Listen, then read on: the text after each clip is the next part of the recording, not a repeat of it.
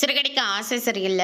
அடுத்த வர எபிசோட்ல நம்ம மனோஜை காப்பாத்துறதுக்காக ரோகிணி இருந்துட்டு நேரா கந்தவட்டிக்காரர்கிட்ட போயிட்டு மனோஜ் மேல குடுத்த கேஸ கொஞ்சம் வாபஸ் பண்ணுங்க ப்ளீஸுங்க. அவர் ரொம்பவே அப்பாவி. அவங்கள இந்த மாரி மாத்துனதே அவங்களுடைய அம்மா தான். அவங்க அம்மாவ என்ன வேணாலும் பண்ணிக்கோங்க. ஆனா மனோஜ மட்டும் தயவு செஞ்சு விட்டுருங்க. அவர் ரொம்ப பாவங்க அப்படின்னு சொல்லிட்டு ரோகிணி ரொம்பவே ரெக்வஸ்ட் பண்ணி கேட்டுக்கிட்டு இருக்காங்க. எங்களால் என்ன பண்ண முடியும்? என்னாலலாம் ஒன்றும் பண்ண முடியாது. சீட்டிங் கையெழுத்து போட்டு அவங்க பணத்தை வாங்கியிருக்காங்க. அதுக்கப்புறம் யார் எங்களை இந்த பணத்தெல்லாம் ஒப்படைக்க போகிறாங்க அப்படின்ற மாதிரி சொல்லிகிட்டு இருக்காங்க.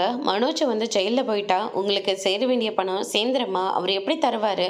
அந்த பணத்தெல்லாம் எப்படி வசூல் பண்ணணும் எங்களுக்கு நல்லாவே தெரியும் அப்படின்ற மாதிரி சொல்லிக்கிட்டு இருக்காங்க. அதுக்கு அடுத்ததான் அந்த கந்தவட்டிக்காரங்க சிந்தாமணிக்கு ஃபோன் பண்ணி ரோகிணிங்க கெஞ்சிக்கிட்டு இருக்காங்க. என்ன பண்ணலாம் அப்படின்னு சொல்லிட்டு கேட்கவும், இதுதான் டைமிங்கு, அதனால அவகிட்ட 10 லட்ச ரூபா பணத்தை கேளுங்க அப்படின்ற மாதிரி சொல்கிறாங்க. 10 லட்சமா அப்படின்னு சொல்லிட்டு ரோகிணி கிட்ட போயிட்டு நீங்கள் ஒரு 10 லட்ச ரூபா பணத்தை கொடுங்க, இப்போவே நான் கேஸை வாபஸ் வாங்குறேன் அப்படின்ற மாதிரி சொல்கிறாங்க. ரோகிணி இதை கேட்டோன்னே ரொம்பவே ஷாக் ஆகுறாங்க. அதோட இன்னைக்கான பிரம்ம முடிச்சிருக்காங்க. இனி சிறகடிக்க ஆசை சீரியல்ல அடுத்தடுத்து என்னெல்லாம் நடக்க போகுதுன்றதை வெயிட் பண்ணி பார்க்கலாம். தேங்க்யூ.